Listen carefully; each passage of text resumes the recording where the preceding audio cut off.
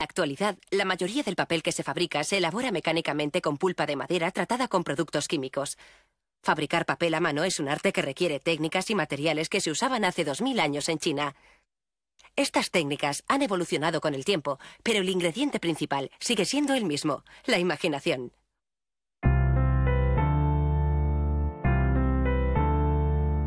El papel hecho a mano es un producto destinado a una serie de usos diferentes, desde elegantes artículos de papelería a ediciones limitadas.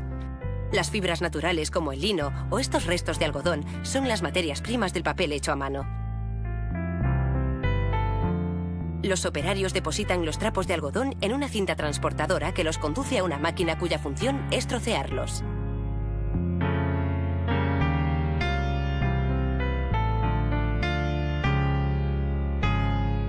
Se recogen en un recipiente y ya están listos para la siguiente fase: triturar el trapo.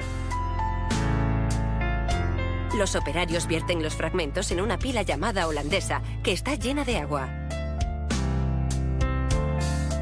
Esta máquina transforma el material en pulpa y solo tiene una pieza móvil, un gran rodillo con unas cuchillas metálicas que pesa varias toneladas. Los operarios llenan la holandesa con hasta 400 kilos de algodón. Una vez que está todo dentro, el rodillo gigante desciende y comienza a triturarlo. Se vierte agua constantemente para empapar el tejido, mientras los operarios lo empujan contra el rodillo. En ocasiones utilizan papel de tandas anteriores que han salido defectuosas y lo añaden a la mezcla.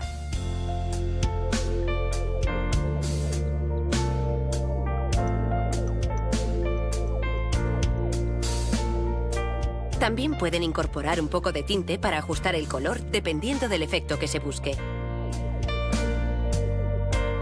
Unas 8 horas después, los operarios comprueban la consistencia de la pulpa. Recogen muestras de la tanda para asegurarse de que no contiene nudos o fragmentos sin deshacer. A continuación, añaden trozos de papel de colores a la pulpa para crear un diseño decorativo.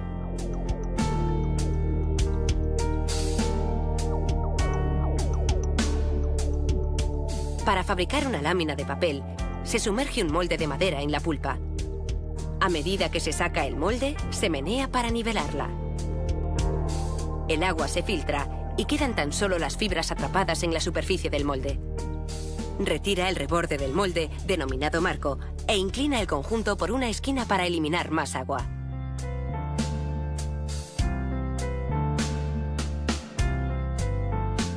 Deposita el molde boca abajo sobre fieltro mojado y acto seguido lo levanta con cuidado. Ahora el fieltro queda cubierto por una lámina de papel que se vuelve a cubrir con otra capa de fieltro mojado. Al verter la pulpa sobre la pantalla metálica del molde, esta atrapa la fibra y el agua se filtra. El operario sumerge el molde de nuevo dentro de la pulpa y prepara otra lámina de papel. En este momento, el papel contiene un 99% de agua. Los operarios introducen una pila en una prensa hidráulica para eliminar el agua del papel y que liguen las fibras. Presionan los papeles con cuidado para que no se escurran entre las capas de fieltro.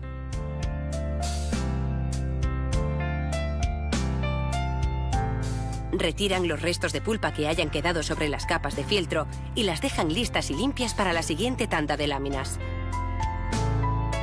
Ahora los operarios pueden manipular el papel sin que se rompa. Cogen las láminas de papel y las cuelgan sobre unos tubos plásticos para que sequen.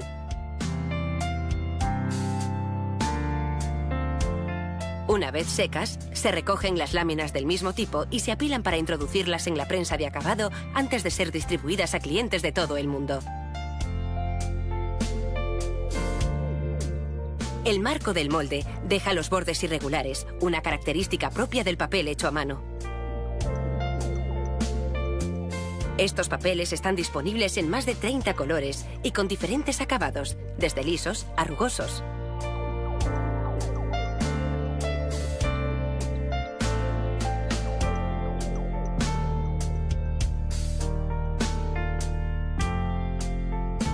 Ahora solo queda elegir el más adecuado, ya sea grabado al agua fuerte, acuarela, dibujo e incluso papiroflexia.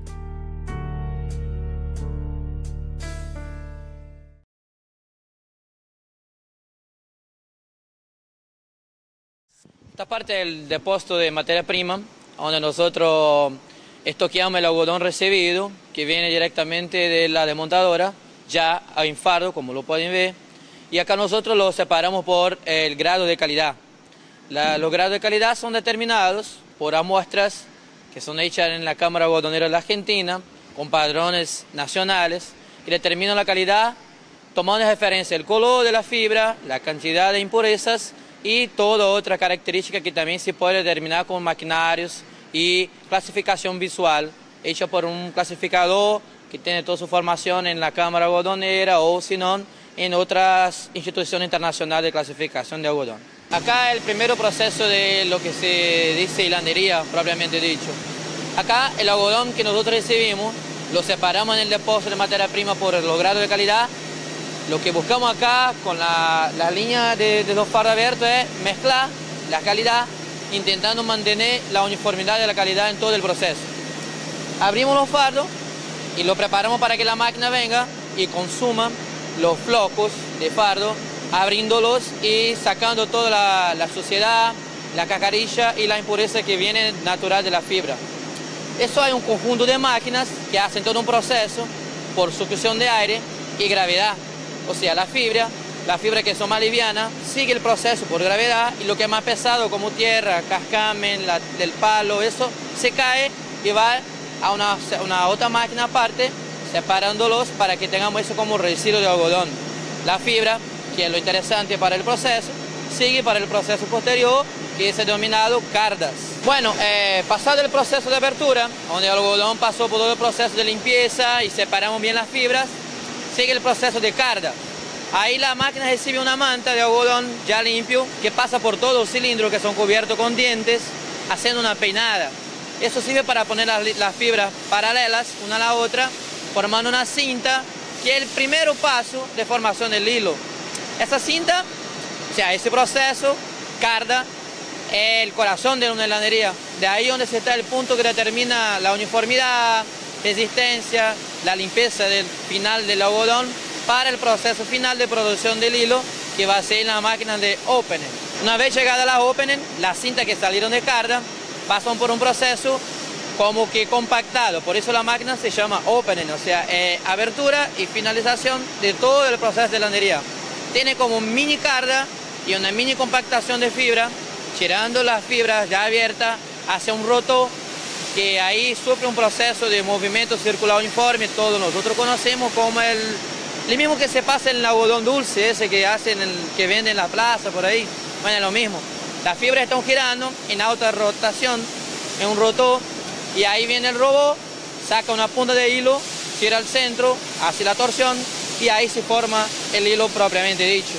Todo eso se determina con números, se hace cálculo para determinar el tiraje, torsión, la tensión que se va a usar, y de ahí tenemos la resistencia, la elongación del hilo, que es lo más importante e imprescindible para el proceso posterior, que sería el rodimbre, el teñido y la producción de la tela en el telar propiamente. Bueno, terminada la producción del hilo, nosotros lo separamos por título, que es la determinación de la masa, o sea, el peso por la longitud. Se dice el título del hilo, lo separamos esto y determinamos hacia dónde va, dependiendo de cada sector. Si pasa por un proceso más, que sería una humidificación, carga un poco de agua para que reciba un poco más de resistencia y también se tranquiliza un poco la pelucia, que es natural del algodón, para el proceso del telar. Los otros que van directamente a hojimbre siguen normalmente el proceso porque ahí van a pasar por teñido, todo lo que tiene su proceso normal. Ese hilo está separado en el sector de stock de hilo, que son revisados todos los días, hacemos el conteo y controlado para que la producción siga siempre uniforme y constante. En este proceso nosotros preparamos los hilados para conformar de vuelta todo lo que sea el artículo. Elegimos los grosores y las cantidades de puntas y las preparamos en carretes para el proceso siguiente de teñido. Bueno, el proceso continúa después de preparar los hilos en carretes. Se utilizan 14 carretes para conformar la totalidad de puntas que van a ser parte del artículo. Y en esta máquina es donde se procesa el teñido de todos esos hilos que van a conformar después lo que llamaremos la urdimbre del tejido denim. El colorante tiene como nombre índigo, es un colorante específico dentro de los colorantes llamados de tina, porque se prepara en una vasija, en una tina, y ese proceso requiere de oxidación.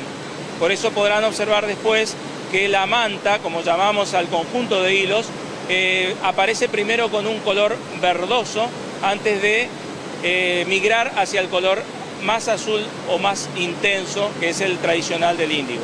Bueno, el proceso de encolado es un proceso que requiere cubrir al hilo de un adhesivo que se utilizan para eso almidones y algunas ceras para suavizar el hilo para resistir el proceso de tejimiento, que es el proceso siguiente que vamos a observar. Pasado este proceso, el hilo vuelve a ser plegado en un carrete y preparado ya para entrar al telar. El hilo está preparado en carretes para incorporarse al proceso de tejido. De esa manera ingresa a telares, donde se le incorpora la trama a través de una inserción con sistema de aire que tienen los telares que tenemos en Santana, y de esta manera podemos tejer sargas 2-1, 3-1, tafetanes, de acuerdo a lo que el artículo exija o lo que el cliente solicita. Bueno, una vez obtenido el tejido crudo, el proceso de terminación le confiere al tejido las particularidades de suavidad, textura y preencogido. Es decir, el tejido necesita tener un tratamiento final de manera tal que la prenda después no vuelva a encoger. Entonces, bajo esa línea se procesa en la terminación y al tejido se lo preencoge. Ese es el proceso que estamos viendo en esta máquina y que es un proceso integrado total. Bueno, el proceso de control de calidad consta en revisar todos los metros de telas producidos. En este caso, la planta cuenta con un grupo de personas que revisan el 100% de la producción. Tal como es conocido, para normas internacionales se maneja mucho en la jeanería, en la parte de denim, la metodología Levis. La metodología Levis consta de un procedimiento por el cual se penaliza las fallas que el tejido tiene. La penalización, ¿cómo se da? Se da dándole puntaje, siendo 1 el menos penalizable y 4 el más penalizable. ¿En base a qué? En base a la longitud que tiene el defecto. Por ejemplo, se caracteriza de un punto a toda aquella falla que tiene hasta 7,5 centímetros de longitud. En el caso de 2 puntos va arriba de 7,5 hasta 15 centímetros, de 3 puntos arriba de 15 hasta 23 y arriba de 23, 24. Ya se caracteriza como 4 puntos, ¿sí? Que es la falla mayor que tiene una tela. La puntuación es muy importante porque eso le da una idea al confeccionista de cuánta falla tiene el tejido, se puede dar ya una idea teniendo en cuenta la puntuación total del rollo, la cual se calcula sumando todo el puntaje del rollo y dividiéndolo por la superficie, multiplicándolo por 100 para que nos dé una unidad de cantidad de puntos por cada 100 metros cuadrados. Desde ese punto de vista, el control del 100% de la producción facilita mucho, no solo para ver la calidad, sino también para ayudar en sí al cliente. En esta parte, la revisión también hace un control de tono, en lo que ayuda que al cliente no reciba o reciba siempre una misma secuencia de colores para no tener problemas al momento de la fabricación de tejido. En la revisión también se hace la parte de identificación de piezas. ¿En qué consiste? La pieza, que sale una vez revisada la pieza, ¿sí?, pasa a través de una balanza, la cual controla el peso. Una vez que el peso está ok, sale la identificación de la pieza. A partir de eso, con eso, ¿qué se logra? Que el cliente pueda recibir una pieza identificada y en caso de tener problemas podamos hacer una trazabilidad del producto. O sea, a partir del problema en cliente, volver atrás en el tiempo para que la empresa pueda ver cuál es el problema ocurrido.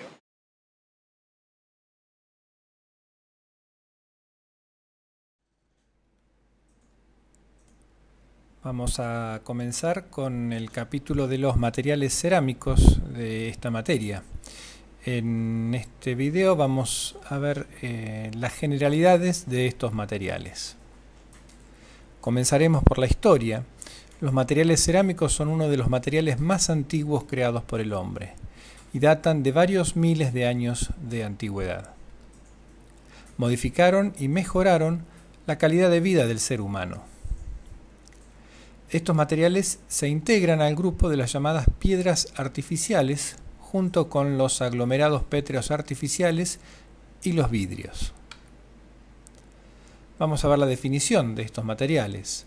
Son materiales que adquieren consistencia pétrea luego de cocinar tierras arcillosas previamente moldeadas. Vamos a analizar un poquito en detalle esta definición. Estamos hablando de materiales que de por sí solos no pueden ser cerámicos, sino que esto lo adquieren a través de algún proceso. Acá hablamos de parte del proceso y estamos hablando con esta palabra también de otra parte del proceso. Vemos aquí el resultado, consistencia pétrea, es algo parecido a una piedra, y aquí estamos hablando de las materias primas que tienen con lo que están hechos estos materiales.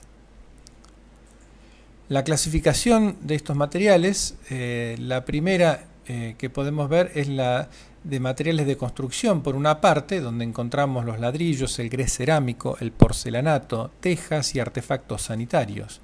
Y por otro lado, la alfarería, en los cuales vamos a encontrar la vajilla de cocina y adornos. Las materias primas de estos materiales se dividen en dos grandes grupos. El primero, el más importante, son las materias plásticas, que son el principal componente de estos materiales. Son las arcillas y los caolines, que son arcillas de una calidad especial. Las materias no plásticas son las que proporcionan características especiales al material. Las más comunes son los desengrasantes, que le hacen perder plasticidad a la mezcla, los fundentes, que permiten esmaltar el material, es decir, pintarlos para que sean impermeables, los colorantes, que dan color al material. Vamos a volver sobre la clasificación y vamos a ver dos criterios para la misma. El primer criterio habla de la cerámica porosa, por una parte, que es de estructura porosa en su interior, como este ladrillo que podemos ver aquí. Esta estructura porosa le quita resistencia mecánica y le quita transmitancia térmica, es decir, que lo hace un material con una buena aislación térmica. Por otro lado, dentro de este mismo primer criterio tenemos la cerámica vitrificada.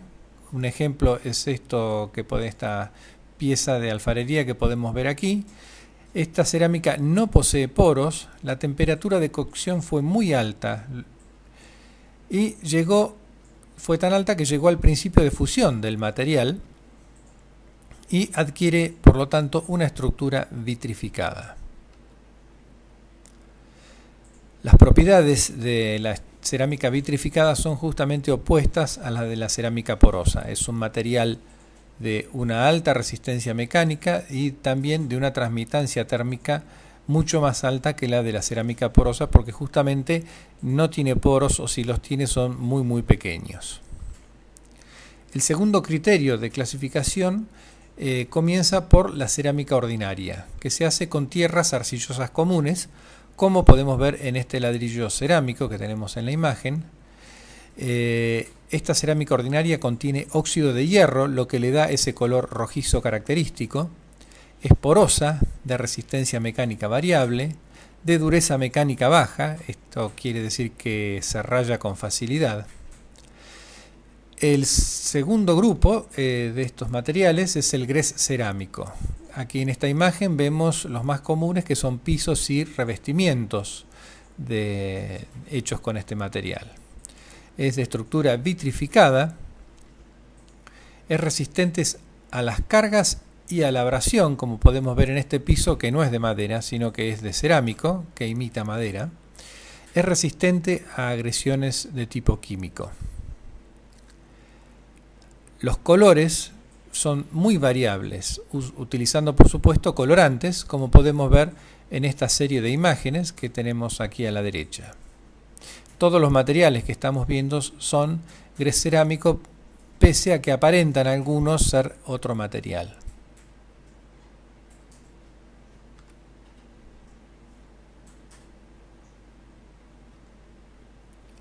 El tercer grupo, según este criterio, es la losa. La losa es principalmente o originariamente de color blanco. Está hecha con materia prima seleccionada, estamos hablando ya de caolines en algunos casos. Tiene una alta temperatura de cocción, igual que el grés, y se le puede aplicar colorantes, como podemos ver en este caso en esta bañera circular que tenemos aquí hecha de losa. El último grupo es la porcelana. Es utilizada generalmente para vajilla. Requiere, para fabricarla, usar materiales seleccionados, como los caolines, y es de estructura vitrificada. Principalmente son para vajilla de una alta calidad. Ya no muy común ver este tipo de materiales.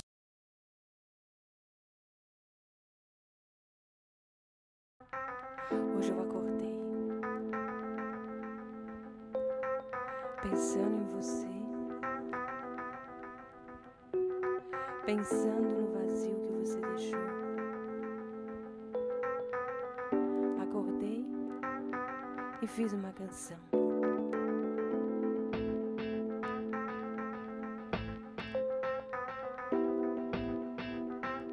Pra mim e pra você, que fala.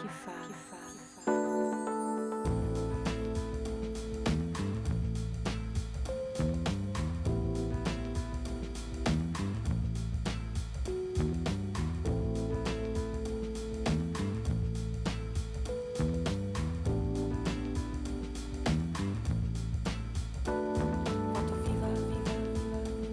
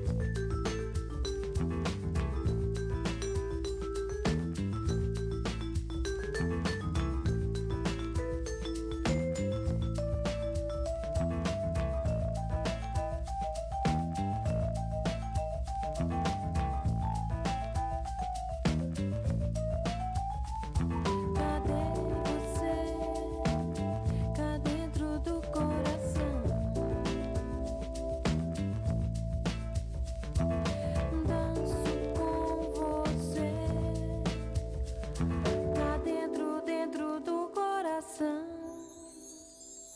Foto viva, viva, viva. Foto viva, viva, viva. Esse ritmo que emociona. Pra dentro do coração. Cadê você? Foto viva, viva, viva. Foto viva, viva, viva. Que balança, balança, balança. Foto viva, viva, viva. Foto viva, viva, viva. E ainda não viveu. Foto viva, viva, viva. Foto viva, viva, viva. Esse ritmo que me acalma. Vai levar, levar, levar, levar, levar você.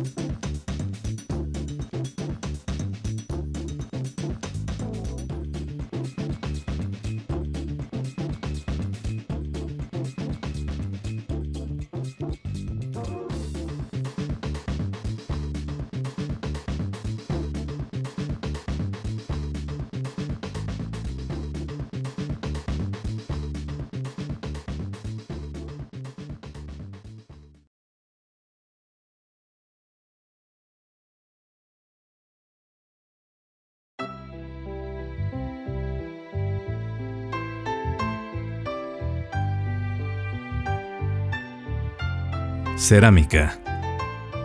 Este material versátil no solo se ha instalado firmemente en nuestras vidas, sino que también ha demostrado ser muy útil en muchas y diversas áreas, sin dejar de ser tan contemporáneo como siempre lo fue. Puede ser el protagonista en el espacio o trabajar imperceptiblemente en el trasfondo sin que lo notemos. Sin importar el lugar, la manera o la época, la cerámica siempre se ha adaptado a las necesidades actuales de la humanidad y es producto de mejoras constantes. En la actualidad podemos emplear este valioso recurso de maneras más diversas y flexibles que en el pasado. Echemos un vistazo más de cerca. La cerámica está compuesta por materiales simples. Basta con tomar los elementos de la tierra, el agua, el aire y el fuego. Esta fórmula ha sido puesta a prueba durante toda la historia y gracias a su origen natural es tan moderna hoy como lo fue en la antigüedad. Antes de convertir la tierra en cerámica, se debe moler y mezclar con otros materiales naturales para luego darle la forma deseada. El resultado final puede ser en forma de refractario, cerámica técnica, cerámica fina y cerámica estructural, pero esta es solo una de las maneras de clasificar la variedad interminable de materiales posibles. Después del moldeado, los productos de cerámica se colocan en un secador para eliminar la mayor parte de la humedad. A continuación, el material se introduce en un horno donde se calienta con fuego durante varias horas para finalmente estar listo para su uso. Pero, ¿qué hace este simple material de construcción sea tan sofisticado y versátil? La respuesta es muy sencilla: la física. Los ladrillos de arcilla pueden resistir los cambios de temperatura de su entorno. Por ejemplo, el frío. Al atravesar el ladrillo, pierde intensidad de manera continua. Lo mismo sucede con el calor.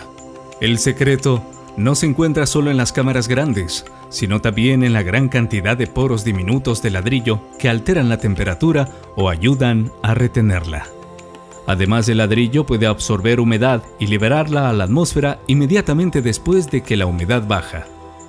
Por eso, el interior de la casa se mantiene seco y con un sistema de aire acondicionado de lo más natural. Otro caso es el fuego. Como los ladrillos ya fueron expuestos al fuego, pueden soportar las llamas de un incendio durante mucho tiempo. Estos son solo algunos ejemplos de la versatilidad de la cerámica. Una casa está compuesta por mucho más que solo ladrillos, tuberías, bloques de techo, ladrillos huecos, ladrillos de fachada, tejas, pavimentos de arcilla, azulejos. En la actualidad se pueden elaborar una inagotable cantidad de productos con cerámica. Aquí no encontrará paredes con humedad, ni costosas facturas por calefacción o aire acondicionado. Y además de ahorrar dinero, también ayuda a proteger el medio ambiente. El método sostenible con el que se ha construido estos edificios les aporta una resistencia a largo plazo para crear un hogar seguro y cómodo incluso para sus nietos. El ser humano produce cerámica hace miles de años y aún hoy se elabora utilizando solo materiales naturales. En la actualidad, las fábricas de cerámica todavía generan puestos de trabajo en su región, a pesar de que el proceso de producción se ha vuelto más y más automatizado. Esto no sucede solo en Holanda, sino en todo el mundo. Y es un emprendimiento excelente porque preserva los recursos naturales y no daña el medio ambiente. Por ejemplo, el calor residual de los hornos se transfiere directamente a los secadores para ahorrar energía.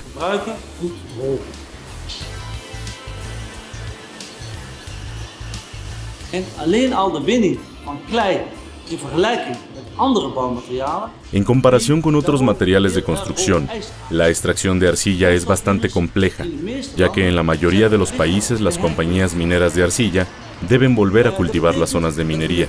Esto significa darle tiempo a la naturaleza a que recupere la zona y que los animales regresen. Sin importar en dónde se busque, no encontrará otro material de construcción que sea tan duradero y a su vez tan inofensivo para el medio ambiente.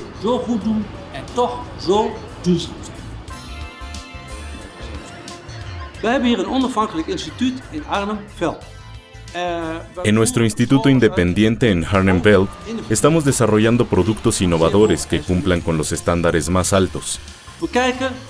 Analizamos la composición de la arcilla, su reacción al fuego, al secado, al frío, al calor y al agua. También comprobamos que los productos puedan soportar fuerzas de gran intensidad.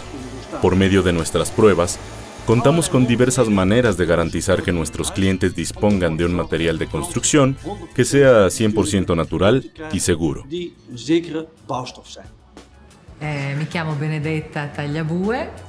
Mi nombre es Benedetta Tagliabue. Soy italiana y vivo en Barcelona hace 22 años. Soy italiana y barcelonesa. Hacemos proyectos en todo el mundo.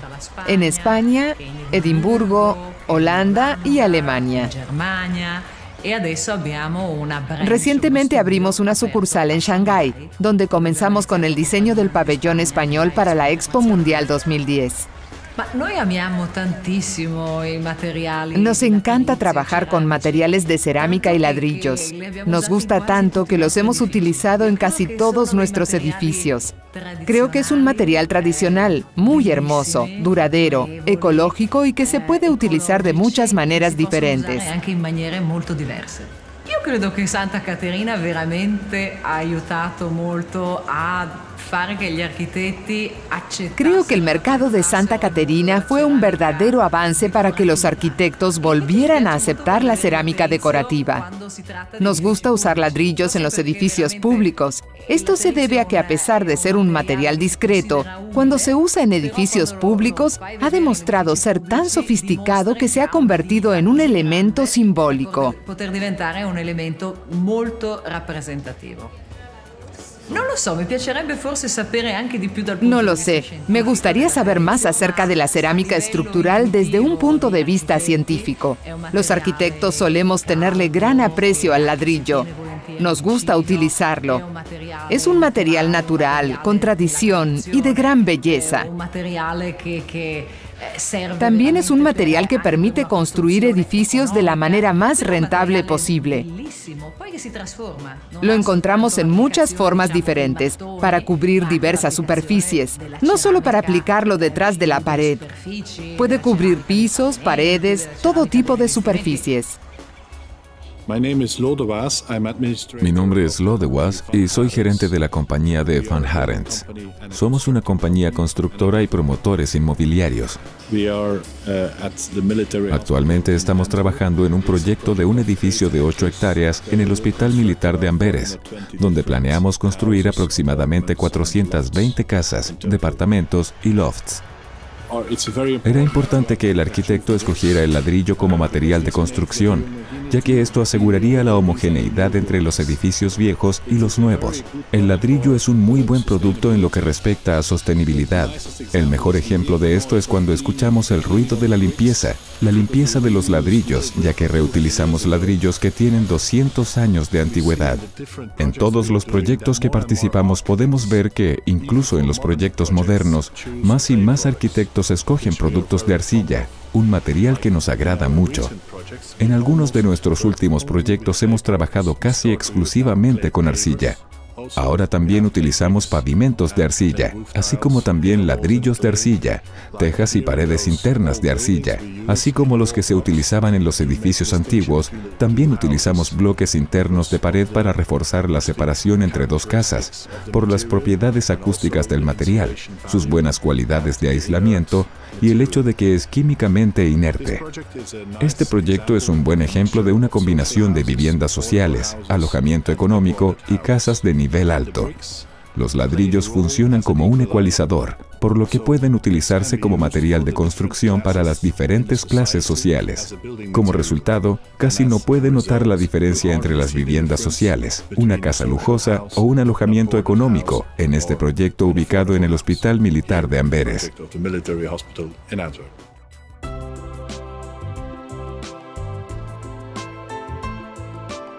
Durante miles de años, la cerámica nos ha ayudado a mejorar nuestras vidas, sin importar ni cómo ni en qué parte del mundo se vive.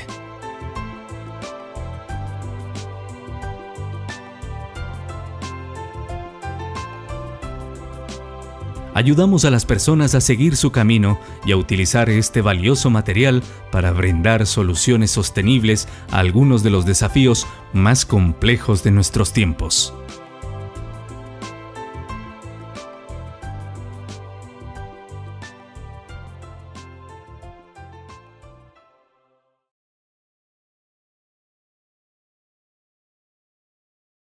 Vamos a estudiar en este video la primera parte de este grupo de materiales llamados aglomerados pétreos artificiales. Vamos a ver las generalidades de los mismos y el proceso de fabricación en general de todos ellos. Estos materiales se encuentran dentro del grupo de las llamadas piedras artificiales, junto con los cerámicos y los vidrios. La definición de estos materiales se puede resumir de la siguiente manera. Son materiales que adquieren consistencia pétrea luego de mezclar materiales aglomerantes con materiales inertes previamente moldeados. En otras palabras, podemos decir que son morteros u hormigones, es decir, una mezcla de arena, piedra y cemento o arena y cemento, que se moldean con la forma de algún elemento constructivo específico que se está buscando fabricar. Vamos a ver algunas imágenes para saber de qué estamos hablando. Entre estos materiales se encuentran los bloques para la construcción, para levantar muros, paneles que se usan para levantar edificios en tiempos muy cortos, postes para tendidos eléctricos y cercos, cámaras para desagües de líquidos, caños para conducir líquidos en grandes caudales, y vemos que la principal diferencia con los materiales cerámicos que vamos a tener son que no requieren aplicar temperatura para lograr consistencia pétrea. Los materiales cerámicos, en uno de sus pasos de la fabricación, hay que hornear el material, y en estos materiales no es necesario porque tenemos un material aglomerante que le da la resistencia mecánica a través de la reacción química del mismo. La justificación de su uso tiene dos partes. La primera, que es económica. Estos materiales reemplazan a las piedras naturales por un material que es más económico. Se puede fabricar a pie de obra sin necesidad de traslado, o se puede fabricar también en galpones o depósitos o en fábricas. Y se pueden obtener materiales de construcción empleando menos tecnología de la que usa un material cerámico. Veamos el esquema general de la fabricación de estos materiales. Las materias primas son dos grupos: los aglomerantes, entre los cuales el más usado es el cemento. También se puede utilizar cal para los mismos, pero vamos a tener un material de menos resistencia mecánica. Y el otro grupo son los inertes, es decir, el material que no reacciona químicamente, pero que actúa muy bien en conjunto con el aglomerante. El más común es la arena, de distintas granulometrías, como podemos ver aquí: arena fina, mediana, arena más gruesa. Arenas especiales de distintos colores y granulometrías. Piedras volcánicas, escoria de alto horno, esto se logra cerca de fábricas de acero, y también tenemos como usos ya no tan comunes los escombros triturados, arena volcánica y cáscara de arroz en algunos casos muy especiales.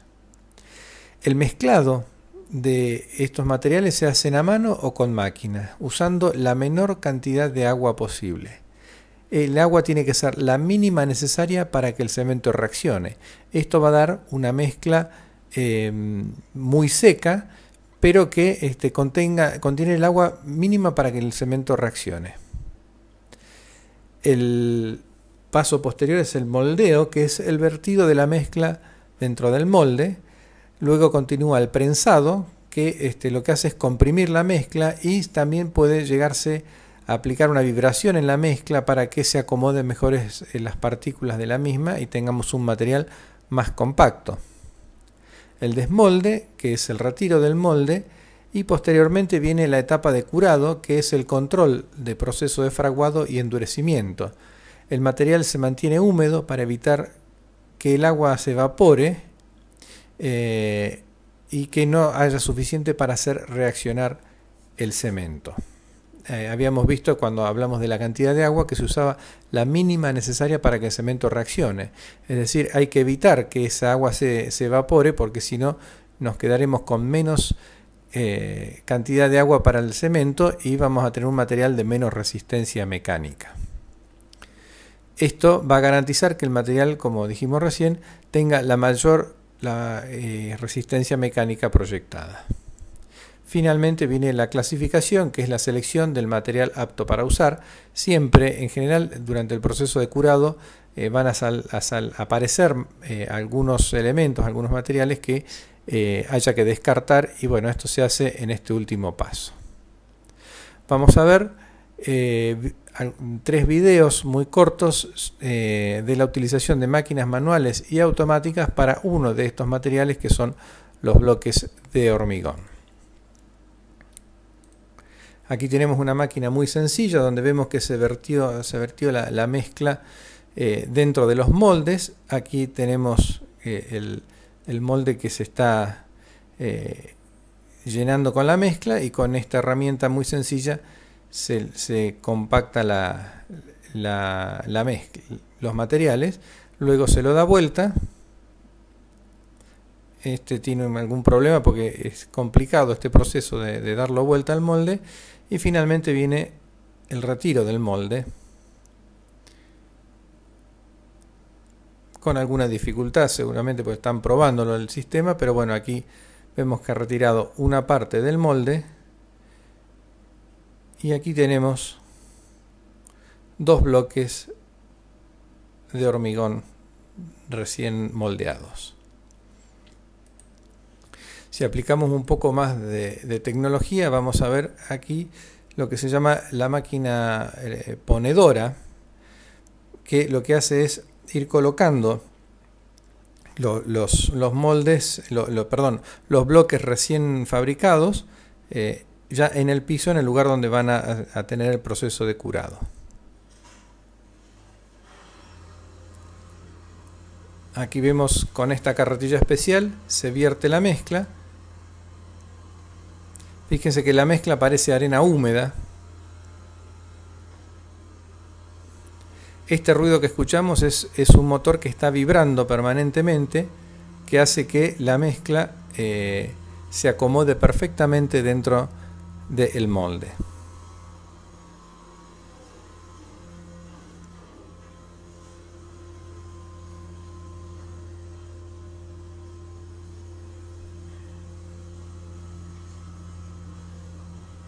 Acá, cuando se acerca la máquina, vean cómo las piedras están vibrando permanentemente, justamente para que se puedan llenar todos los poros que puedan quedar dentro del molde, que no queden espacios vacíos. Luego viene la etapa de prensado, e inmediatamente retiran el molde. Y aquí tenemos este grupo de elementos hechos.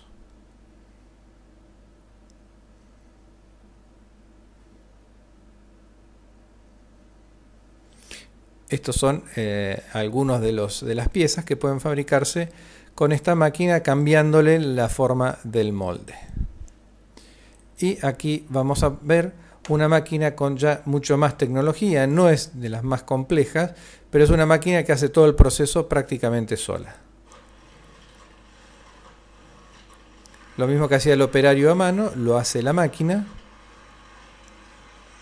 Aquí viene el prensado y el vibrado en un tiempo muy corto, el desmolde y la máquina que se corre y deja ya los bloques en su lugar. Se vierte la mezcla, mientras tanto se la va vibrando.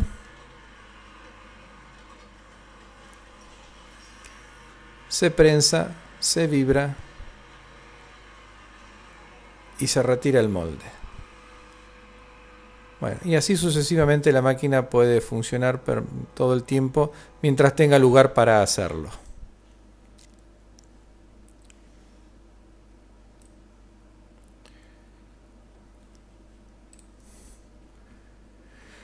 En el próximo video vamos a ver ejemplos de estos materiales, ejemplos concretos de cosas que se pueden hacer utilizando esta tecnología.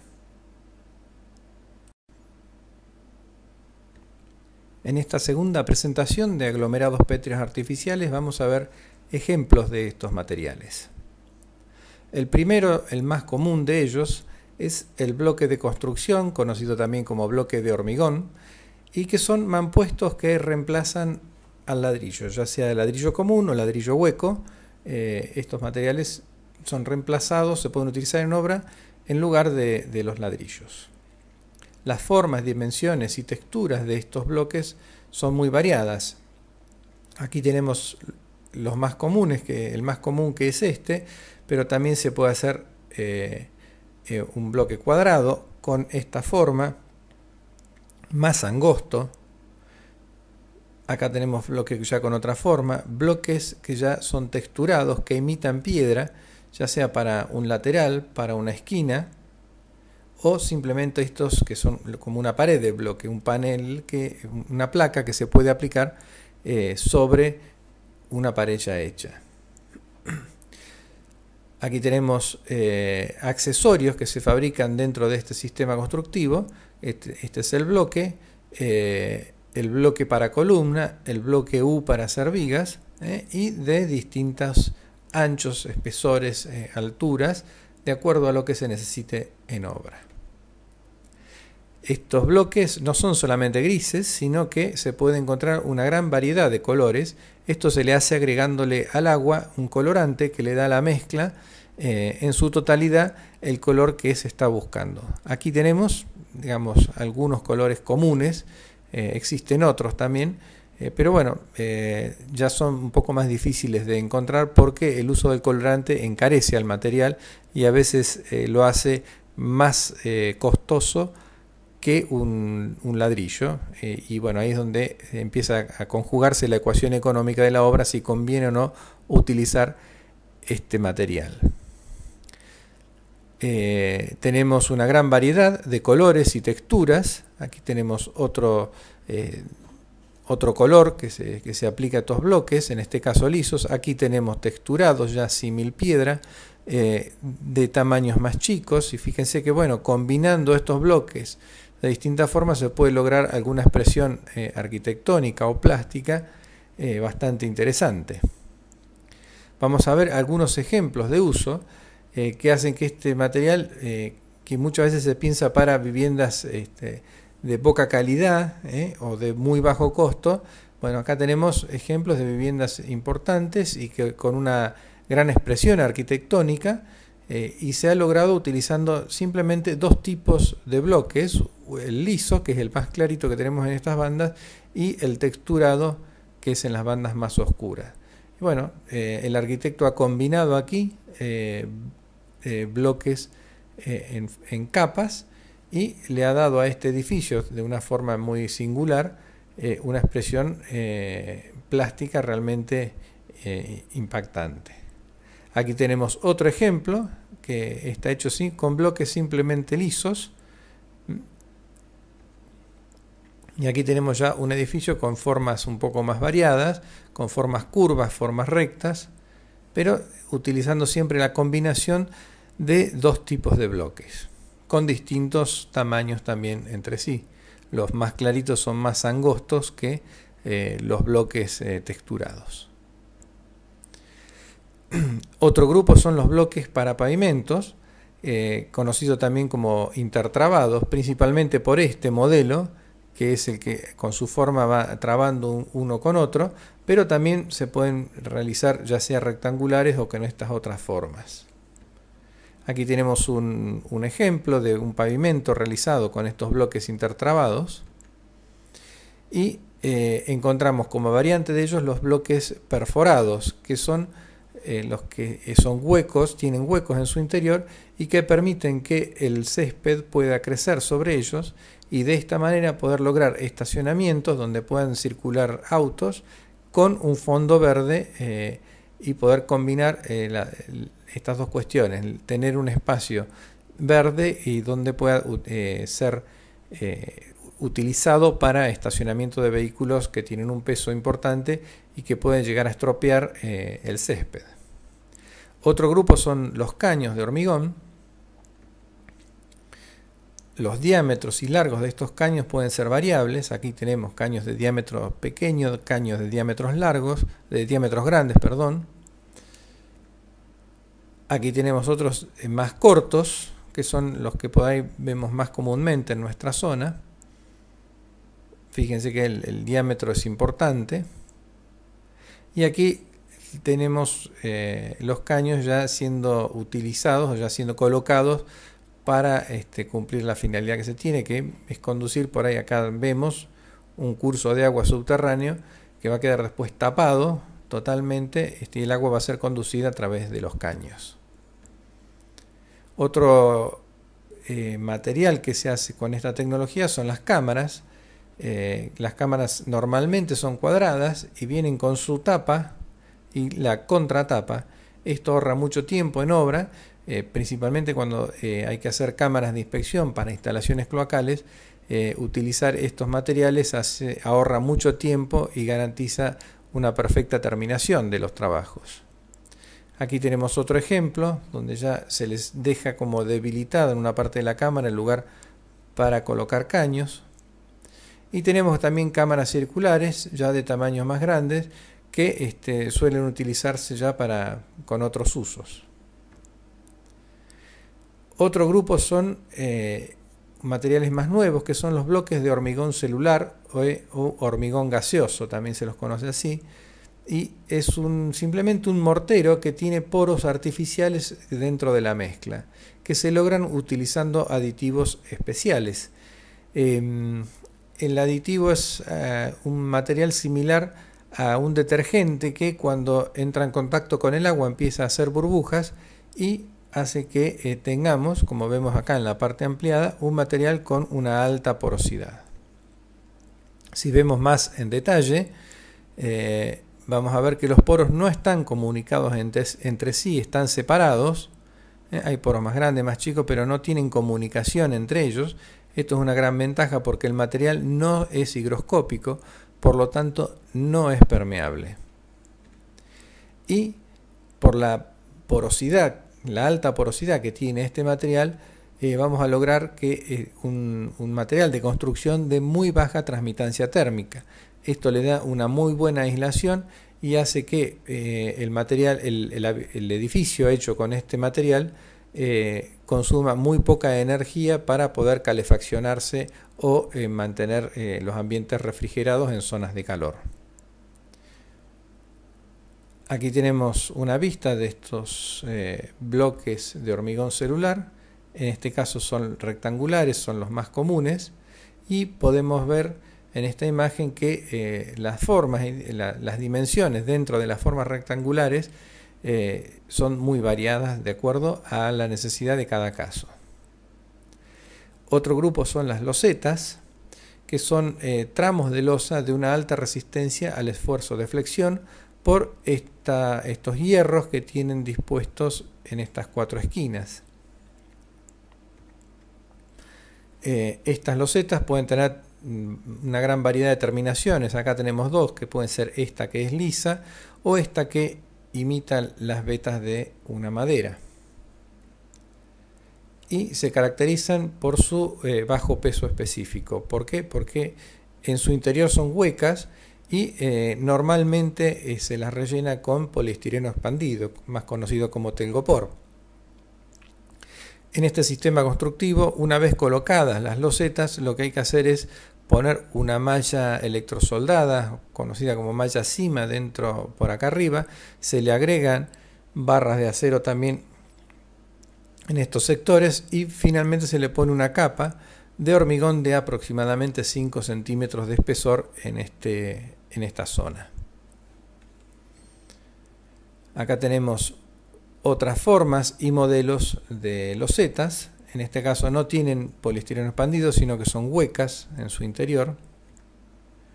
Acá tenemos otro modelo, también huecas en su interior. Y vemos aquí, se puede apreciar la armadura que tiene en su interior. También otro grupo importante son las vigas premoldeadas. Son premoldeadas porque se las moldea previamente en fábrica y después son transportadas hasta el lugar de la obra.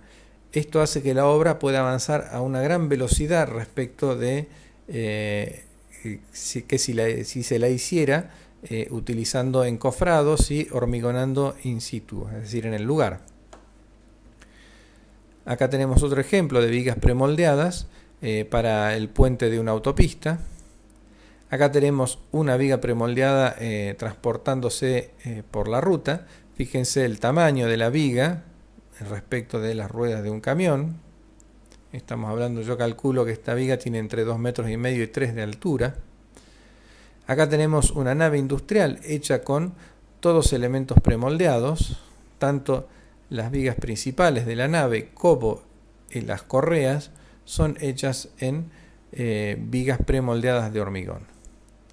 Otro grupo utilizada ya en obras menores, especialmente en viviendas, son las llamadas viguetas pretensadas, que son como una viga muy pequeña, donde tiene en su interior unos cordones de acero que son tensados previamente en fábrica, y esto le da mayor resistencia mecánica. Acá tenemos un ejemplo de cómo se las utiliza. Se colocan las viguetas separadas por una distancia que permiten colocar entre ellas un ladrillo, que en este caso es un ladrillo cerámico, pero también puede ser de bloque de hormigón o de poliestireno expandido. Aquí tenemos las dos imágenes, el caso del ladrillo de poliestireno expandido y de bloques de hormigón. La desventaja de este bloque de hormigón es que tiene un peso mayor al de poliestireno expandido, por eso es que hoy prácticamente están en desuso estas y se ha reemplazado en su totalidad por los bloques de poliestireno expandido. Pero lo que nos interesa a nosotros que son las viguetas, estas se mantienen siempre y son cada vez más utilizadas en obra. Otro grupo son los paneles, que son grandes piezas de hormigón de formas y modelos variados que se encastran rápidamente en obra y en poco tiempo permiten levantar un edificio. Aquí tenemos en fábrica un panel ya con una textura y una terminación distinta a la de un hormigón común. Fíjense que acá tenemos como si fuese piedra lavada a la vista. Otro grupo son los paneles que imitan ladrillos y se van encastrando estas placas. Acá tenemos una placa, la segunda placa está aquí, la tercera acá, la cuarta acá, y se van encastrando entre columna y columna, que también son elementos premoldeados de hormigón. Y fíjense la diferencia, la última tiene ya una terminación distinta y puede incluso pintarse en el lugar o pintarse en fábrica. Acá tenemos el ejemplo del uso de paneles para la construcción de una vivienda. Los paneles se levantan con grúa y con gran velocidad se levantan las paredes de una vivienda, que también pueden hacerse dentro de una fábrica, como es el caso de esta casa premoldeada que se realiza totalmente en fábrica y después es transportada prácticamente armada al lugar donde va a ubicarse. Y acá tenemos ejemplos de edificios ya un poco más grandes, también hechos con paneles de hormigón. Acá podemos ver algo característico de los paneles, que es que en las juntas suele mancharse, según el tipo de paneles que sean, según el tipo de unión, suelen tener manchas y bueno, acá las podemos ver. Otro grupo son los postes. Los más comunes son estos para alambrados olímpicos, acá lo vemos colocado, y los postes circulares, que son también conocidos como hormigón centrifugado, que aquí vemos todos estos puntitos, es la armadura que tiene por dentro este poste. En general son de sección circular, pero de forma cónica, es decir, que el diámetro es mayor en una parte que en otra. Y también se hacen como premoldeados las ménsulas, que son utilizadas después para los tendidos de redes de alta y media tensión, como podemos ver acá que se está construyendo, y aquí los tenemos ya terminados. Hay otros tipos de premoldeados varios, algunos lo hemos visto, tenemos estas piletas, nichos para gas, pilares para electricidad, escaleras que ya vienen las piezas ya premoldeadas listas para ser utilizadas, y se puede armar una escalera en un tiempo muy corto, evitándose muchos problemas que aparecen en obra al hacer escaleras. Bebederos para campo, elementos decorativos como balaustres o arcos, canalones, bancos para exteriores. Hay muchos elementos más que se pueden hacer. Esto depende de la necesidad y de la capacidad de hacer el molde para realizarlos. Pero con esta tecnología, que es relativamente sencilla, se pueden hacer elementos a un costo relativamente bajo y en tiempos y calidades muy aceptables.